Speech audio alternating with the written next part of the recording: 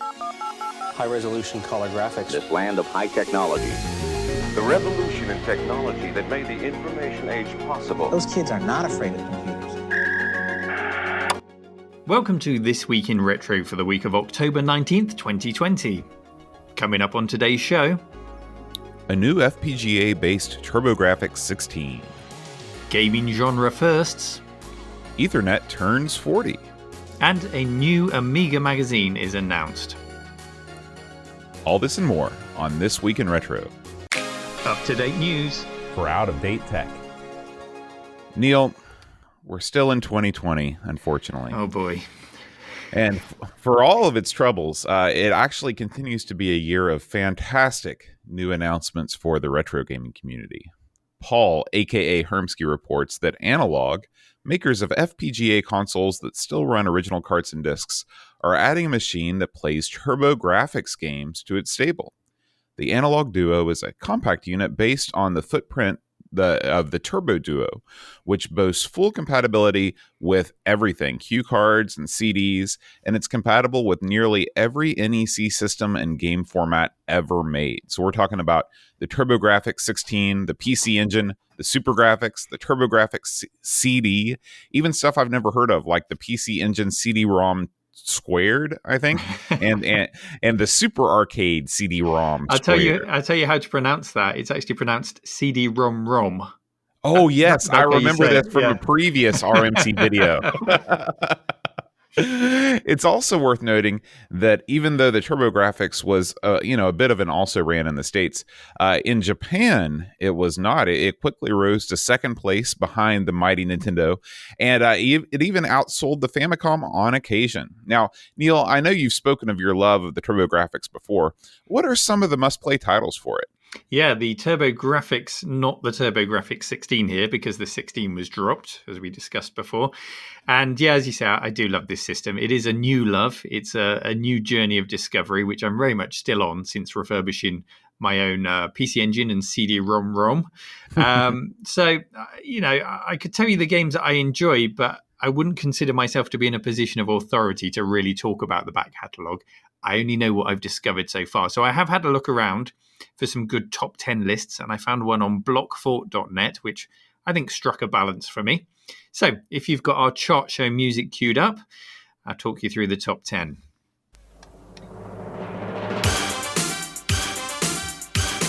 At 10, it's Bonk's Revenge, the sequel to 1990's Bonk Adventure. Bonk's Adventure, starring the mascot of the system, Bitey Cave Boy Bonk. At 9, it's Blazing Labours, known as Gunhead in Japan, and it's the highlight of the many, many shooters that you'll find on the system. At 8, it's Dragon Curse, which is in fact Wonder Boy 3, The Dragon's Trap, which is a really highly regarded game on the Sega Master System, but this takes it up a notch with more colours and less sprite flickering, making it the definitive version. At 7, it's Galaga 90, which is known as Galaga 88 in Japan, perhaps dated in its gameplay, being based on the age-old Galaxian, but a perfect example of that era of shooter. At 6, it's R-Type, which was split over 2 hue cards for the Japanese release, but squeezed onto a single card for the American TurboGrafx 16 market. At 5, Ninja Spirit, which is the TurboGrafx answer to Shinobi. At 4, Military Madness, a turn-based strategy wargame. Yes, you heard me right, a turn-based strategy game on the TurboGrafx. At 3, it's Devil's Crush. Yes, everyone thinks this system is all about shooters, but it's actually a pinball game here that takes the number 3 spot, and it's an absolute blinder, right up there with Pinball Dreams or any other classic pinball game you can think of. At 2, Bomberman 94 needs no explanation. It's Bomberman, but on this system there's support for 5 players for the ultimate couch gaming session. And the top spot, according to blockfort.com, it's Street Fighter II Champion Edition. This port released in 1993. Many consider it to be right up there with the Super Nintendo version, and it's certainly better than the Sega Mega Drive or Genesis version.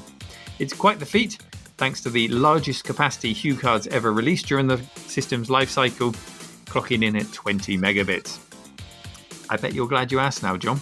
But it does go to show that there is an awful lot of variety on the platform. A lot of people herald it for its shooters, but there's so much more on the PC Engine, the TurboGrafx. So let's just bring us back now to the announcement of this new bit of hardware. And it's a beautiful looking machine, as all of the machines that come out of this company are. They really do a high quality job of what they produce. What do you think of it? What do you know about it so far, John? And are you sold on it? Yeah, I think that you're right. Everything that Analogue makes is just incredibly attractive. I really like the slim design. It reminds me of the slim model PS2, which is one of my favorite console designs of all time. If you've got any 8BitDo wireless controllers or a PS4 stick knocking around, you can hook it up right away. It's got the 2.4 gigahertz wireless or Bluetooth connections. And you even have the option to use a wired controller via USB. So I know with a system as many shooters as the PC Engine has, players are going to want to hook a Major League Arcade stick to this thing. Well, it will be interesting to see what it's compatible with. USB would suggest pretty much anything, as well as those wireless options. Everyone I know who's bought an analog system, they know it's not cheap, but they know they're getting the definitive modern day version of that console. They're all FPGA based. They're all just singing their praises. I've had a chance to use the Super Nintendo analog system, the Super NT, I think it's called. Mm-hmm. And yeah, it's a fantastic thing. You certainly get what you're paying for, but you're usually paying a lot for it. So do you know how much this one's going to cost us? Yeah, I think that, of course, price is always subjective, but I think that for an analog unit, this is pretty cheap. It's $199. It's being announced as delivered in 2021 in limited quantities. When you think about the some of the NT systems inching up towards $500, $200 seems like quite an attractive price, given the fact that original TurboGrafx 16 units aren't much cheaper than that, and you don't get the compatibility across all the different systems. Sure. So yeah. So, by the way, is this going to support all of those formats, the Hue cards, the CDs, and everything out of the box? You don't need to buy any extras for it. That's right. You don't need to buy any additional add-ons to get that support. It will have a slot for Hue cards in the front, and it will have a CD-ROM drive. And here's the best news. Remember the Analog Pocket that we covered a few months ago? Oh, yeah. They're releasing an adapter for it to play these same games. So remember, one of the selling points of the Analog Pocket was the future ability to play different games on different systems with the aid of adapters. And we were both kind of wondering, well, how much are they going to charge for these adapters? Because, if an adapter is going to cost half the price of the system, what's the point? But, they're releasing the TurboGrafx 16 adapter for only $30, which I think is not too bad. I think that's good. I think that goes to show that the Analog Pocket probably has the same FPGA chip inside it. So they're just, as they evolve the cores that they create for their systems, they're saying, okay, we can repackage that and sell it with an adapter so you can use the Hue cards for $30. Mm-hmm. I think that's really reasonable. Yeah, I agree with you, Neil. It's never been a better time to be a TurboGrafx fan. An interesting article now submitted to the subreddit titled 3D Monster Maze, the very first horror game. This is an article published by kotaku.com.au, which, well, I don't think it's actually true. There are plenty of horror games before 1981's 3D Monster Maze. This game in particular was released on the Sinclair ZX81. Examples include, I can think of, Haunted House on the TRS-80. That springs to mind because I've actually got a binder here with the original instructions and the discs tucked away here somewhere. So that takes back to 1980. And there are earlier examples going all the way back to the Magnavox Odyssey in the early 70s, which had a game which was also called Haunted House. So some real original titles there. They didn't beat around the bush. You knew what you were getting back in the day when you bought a game. Yeah, so I don't fully accept that 3D Monster Maze was the first horror game. It was certainly an impressive game for the time, but not for the accolade that the article awards it. You could probably call it an early example of a survival horror game at a stretch, because you're running from a T-Rex around a 3D maze. Mm-hmm. But yeah, not the first horror game. But it did get me thinking about games that kickstarted a genre, gaming firsts, and if you or I were lucky enough to experience them when they arrived on the scene. And if we did we actually recognize the significance of them, or did it take time for them to sink in, if ever at all? So I'll start us off. I do remember playing a game called Little Computer People. Did you ever play this one, John? Define play, Neil. Exactly. So yeah, you've loaded this then. Because this game is considered to be the inspiration behind games like The Sims and all of those life simulation games, so the life simulation genre. Now, you could argue that the Game of Life predates this. That's Conway's Game of Life, which is a coding challenge that a lot of programmers will have had to perform at some stage. I know I had to do it several times. It involves setting up an environment in which cells then evolve according to what their nearest neighbor is doing. And all of this, once you trigger it, you set it going, you just sit back and watch it. You don't actually play it as such, despite being called the Game of Life. And in Little Computer People, what you had was this life form, this little guy who lived in a 3-story house that you viewed from the side. He was completely autonomous, but you could kind of suggest that he do things. Maybe suggest that he goes and plays his piano or something else in the house. And there was no end game. That was it. It was just supposed to be that there was a person alive inside your computer, and you might go and visit him once in a while and see what he was up to. And it came out in 1985. I actually got it a little bit later on my Amiga, I have to be honest. And I did not get this game at all. I thought it was just stupid. Why had I paid money? I'd cycled my bike to the shop to select a game with my pocket money. For some reason, I picked this one. I didn't pick the shooters or the adventure games. I picked this, in my head, stupid game where you just watch this little guy wander around his house. I could just look out the window and watch my neighbor going about their business.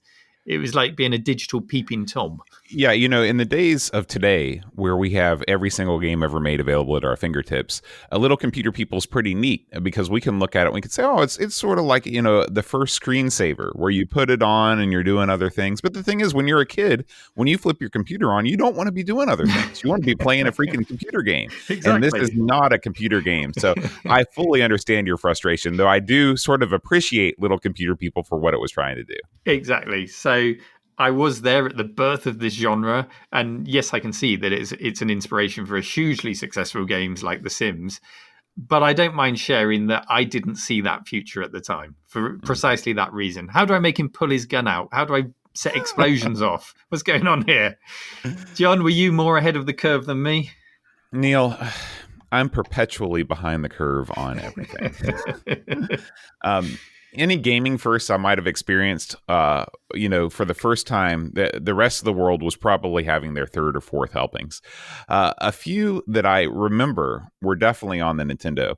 After coming from an Atari 8-bit computer, every game I had on the Nintendo just felt like a quantum leap forward.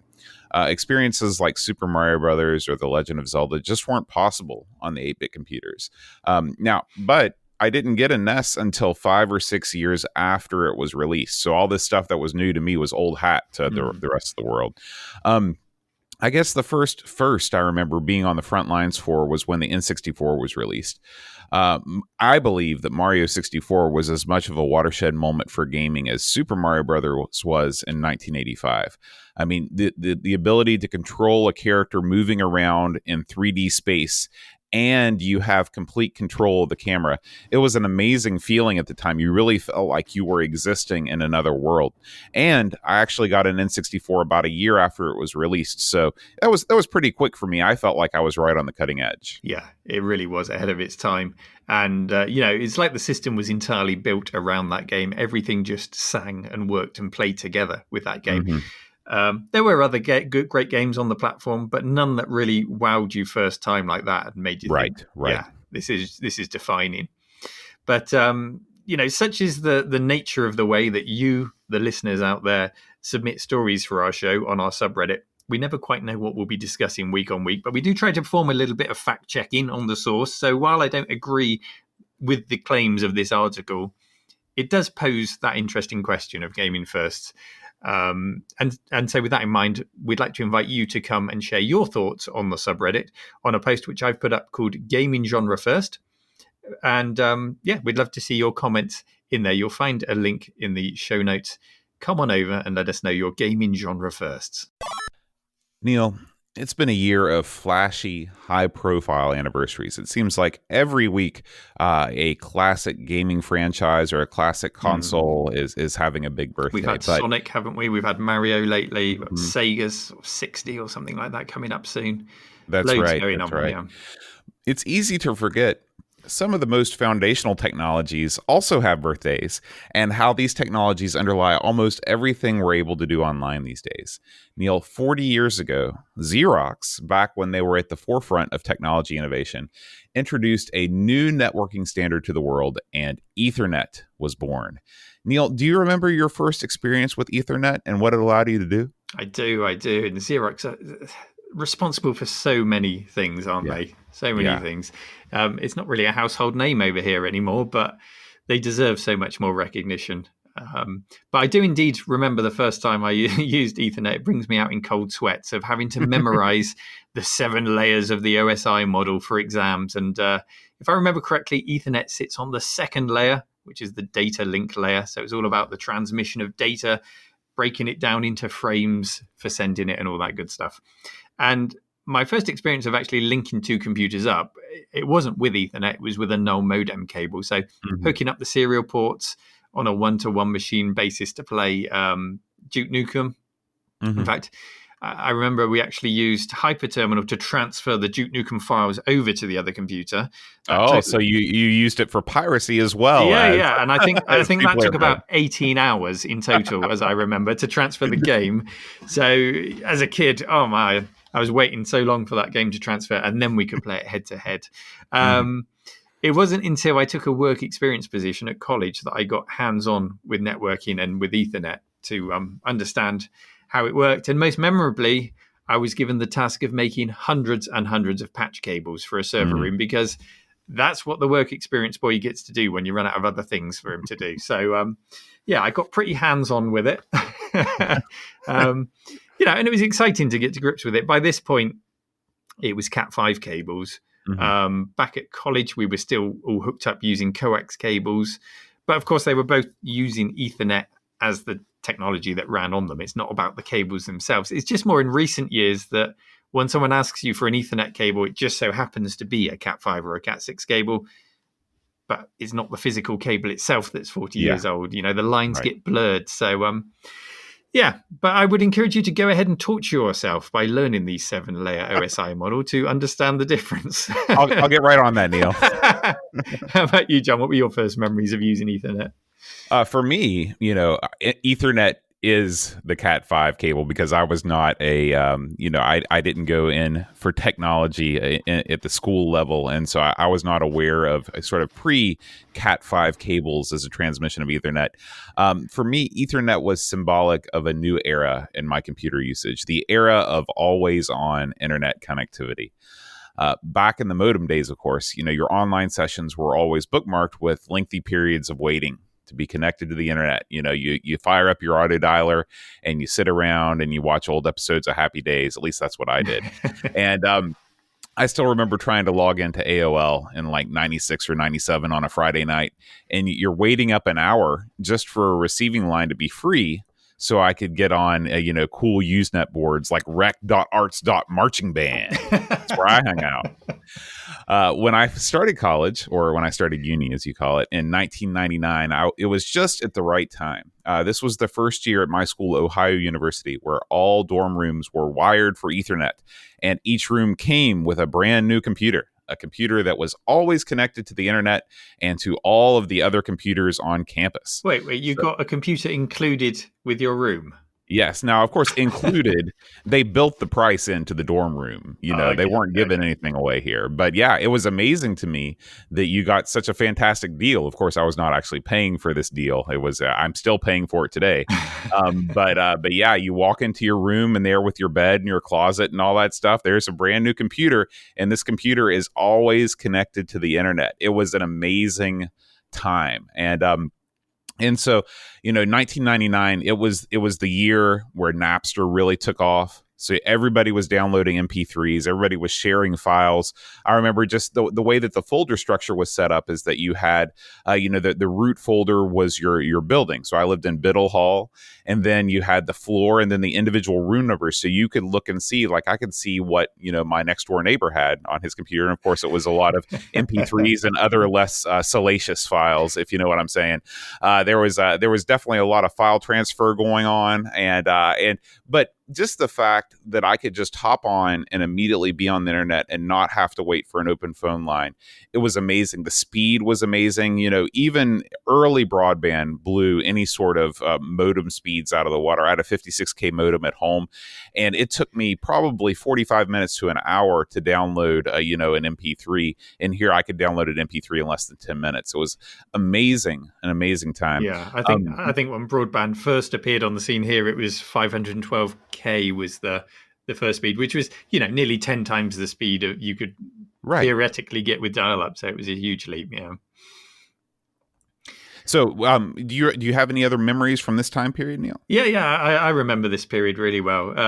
In late '98, I too had a university room which was on campus, and therefore it was on top of a fat internet pipe that went to all universities, because that's how the internet, as we know it, evolved through military and academic institutes. So here I am, a young student with an impressionable mind, exploring my taste in movies and music and all of that stuff, when I sign up for internet access in my room and it goes live, and to my amazement, I have 100 megabits per second internet access, both up and down to my PC. And of course, Napster, I couldn't fill zip disks with MP3s fast enough. And I think I listened to every song in the world that year. It's no wonder that no uni work got done whatsoever.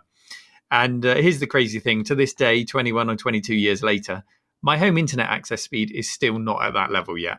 It's close, but it's still not 100 meg. So I definitely saw the future, John. You reached the top of the mountain early, for sure. John, a new Amiga magazine has been announced by a company called Simulant. We've come across them before. They tried to kickstart a USB keyboard, retro keyboard, some months back, but unfortunately didn't hit their target. So this is their comeback with an Amiga magazine. It's called Amiga Addict, and it promises to be a monthly-ish magazine in an A4 size format, covering 68K Amigas, OS4, PPC, AROS, Morphos, Vampire, and every type of modern Amiga computer. So it just about covers everything on the face of it. Now, Simulant have set a condition on the sale of this magazine. They want to hit 500 pre-orders for the magazine. So they've said that if they don't, they'll be refunding everyone. So it's kind of a Kickstarter, if you like, to get it off the ground, make sure they've covered their costs and can do the job that they have envisioned, rather than putting out something that they're not happy with. So, John, have you taken a look at this? Have you got any first impressions? And what do you think about an Amiga magazine being launched in 2020? I think that there's a definite opportunity here. In the past 5 years or so, there's been a real renaissance in print magazines. You see them everywhere. Print is coming back. I wouldn't say it's booming, but there's definitely been a renewed interest in people receiving physical books and physical magazines, as you know from your quite successful Kickstarter you just ran. I'm constantly amazed by the quality of all this stuff. When we were growing up and you wanted to have an independent magazine, you basically took it to work or you took it to school and you ran a bunch of photocopies and you stapled them together, and that was your zine. This is about as far away from that as you can get. I'm seeing magazines come out that look just as good as any commercially released magazines out there in terms of the quality of the paper, the quality of the binding. And so it's really, it's a good time to do it. However, what I'm not always amazed at with these new publications is the quality of the writing. Most of these 8 and 16-bit computer magazines are not originally written in English. They're coming out of Europe, and they're coming out of Italy, they're coming out of Poland, they're coming out of Germany. And lots of the translation is done either by the original authors or by volunteers.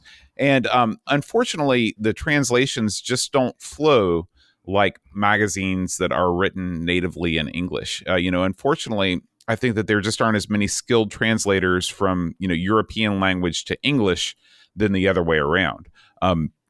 And the fact that this particular magazine is going to originate from England, and they're specifically soliciting, article submissions in English, that kind of excites me, because for me personally, the quality of writing is paramount to layout and design. Although those things are also very important, and sometimes those are the aspects of magazine design that also fall short. So there's plenty of opportunity, but there are also plenty of pitfalls that I think need to be avoided.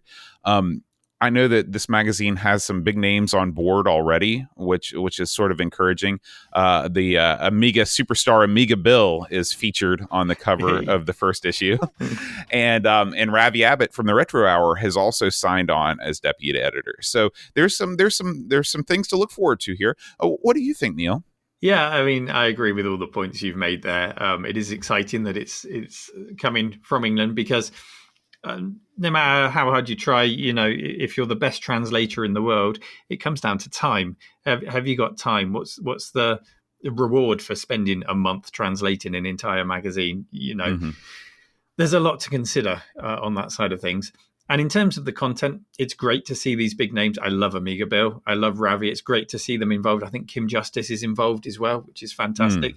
And it looks like they're going for a community sort of personality-led first issue, which I can understand, because you want to get the word out there and you want to tap into their fans. I, as you know, and as I know, community and relationship, we call it quote unquote personal relationship, even though it's really not a personal relationship, but being able to associate the content with a person, with a real person, is the key to success, in this day and age. Yeah, I agree. I do remember speaking to Fusion Magazine, who I write for, and they explained to me their choice to produce their magazine in an A4, so about half the size of Amiga Addict. And I remember that their reasoning at the time made a lot of sense. They said it's far more manageable to lay out a small format magazine with just, say, one article and a few pictures per page than it is to lay out a traditional large format magazine, especially if you don't have a lot of experience in the industry. So I'm quite interested to see how this thing is laid out. We're really just going by what we can see on the website so far. We haven't got a draft copy of this in our hands. So It'd be interesting to see how it's laid out. Is the talent on the team to give it a quality finish? I know the people like Amiga Bill and Ravi are extremely talented people, but how does that translate to creating a magazine? I'm really interested to see how that comes out. Is it going to be the quality of finish like, say, Amiga format, or is it going to come across more as a fanzine? So we've got to see. I am hopeful. A great example that's dropped through my door recently is the latest issue of Atari Fan Magazine, which you can see at atarifan.xyz. And this is a biannual magazine, so they're not putting the pressure on themselves to do it monthly. It's a really high quality, and it celebrates all things Atari. And here's the funny thing, it's made entirely on Atari computers, mostly on an Atari Falcon, which is quite incredible for the quality. I love that. That's probably why it's biannual. It takes 6 months to render. Right. One thing that we should mention is that this new Amiga magazine is also going to be produced entirely on Amigas. That's what Simulant says. Amiga Addict. Cool. He's and I can't remember the software, but of course there's a lot of sort of desktop publishing software available on the Amiga. But that was one of the goals of the magazine, is to produce it on actual Amiga computers. Yeah, extra points for that then, definitely. What really stands out about the Atari magazine I've got in my hand here is the very technical nature of it. There's a lot of articles. There are interviews and game reviews and such, but there are some really deep dives into hardware articles. I've just opened it on a page here, and it's all about the distortion of C in the Pokey sound generator. And then there's just, programming guides and diagrams and all sorts. And I think actually there is an audience for that, because the audience that will still buy this kind of magazine is very concentrated. It's not the mainstream audience of the 90s or the 80s. It's a much more technical audience. And you're trying to write a magazine about hardware for which very little new stuff comes out. It's a very hard thing to pitch. And I applaud that they're doing the community thing in the first issue. But what I'd like to see personally is for it to evolve after that, after they've got the word out, into something, quite technical. That's what I want. Personally, that's just what I want for myself. Yeah, I am interested to see in what direction they take it, because, as we've talked about, there are definitely lots of Amiga magazines out there at right now. And, how do you make your new publication stand out from all the rest? And how do you drive people to actually purchase it if you're making a print edition? So it'll be interesting to see what their editorial team does to make them stand out. Yeah. Very interesting times. Thinking back, Amiga Format was my magazine of choice back in the 90s. John, did you have one? Of course, I never saw an Amiga magazine here in the States. I'm sure that if I were 10 years older, that I would have seen them around. But by the time that I was of magazine buying age, the Amiga was a distant memory for most of us. My favorite as a kid, of course, just like so many 80s kids, was Nintendo Power. But when I got into the 16-bit systems, I sort of grew up into Electronic Gaming Monthly, or EGM. Did you ever hear about that one in the UK, Neil? No, I didn't read that one. This one was one of these. It was a multi-format magazine, and each issue was something like 250 or 300 pages. I mean, it was just massive. I was so tribal. I struggled with any multi-format magazines. It had to be my Amiga magazine. Yeah, I understand. So, were you asked to be involved in this new magazine, Neil? I actually was. I was very kindly asked and very flattered to be asked to be involved in it, and I did politely decline. That's partly because I don't actually have any capacity to dedicate the time to it. I mean, when you first spoke to me about doing this podcast, I said to you, John, I can literally spare you a coffee break each week. So I'm at capacity. And also because as of yet, it's an unknown quantity. So it's difficult for me to put my name to something or ask people to part with their cash for it with my endorsement when I don't actually know if it will be any good. But I really hope it is good. So I'm not involved, but I am going to buy a copy in the hope that it will help to push it into being the best magazine that it can be and the magazine that all of us Amiga fans want.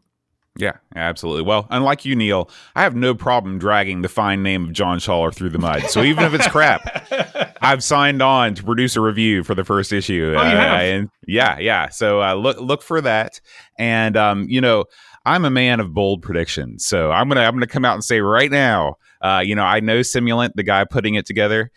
He's a good guy, and I have no doubts that this thing will turn into the Amiga magazine for British and American fans. I'm staking my claim early, Neil. Be on the lookout for this thing to take over the format and take over the world. The hype man has arrived.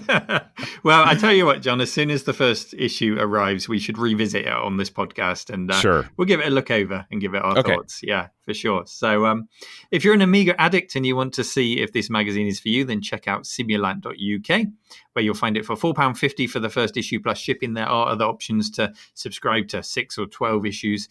Or you can visit the This Week in Retro subreddit for all of the links, this and all of the links that we've discussed in the show today. Get involved in the discussion and submit news stories that you'd like us to discuss in future. So thank you for listening to This Week in Retro. Join our show subreddit and contribute your favourite stories from the world of retro. Help us spread the word about the show by leaving us a review on your podcast app of choice, sharing our Facebook page, or just telling a retro-loving friend. See you next week for more up-to-date news for out-of-date tech.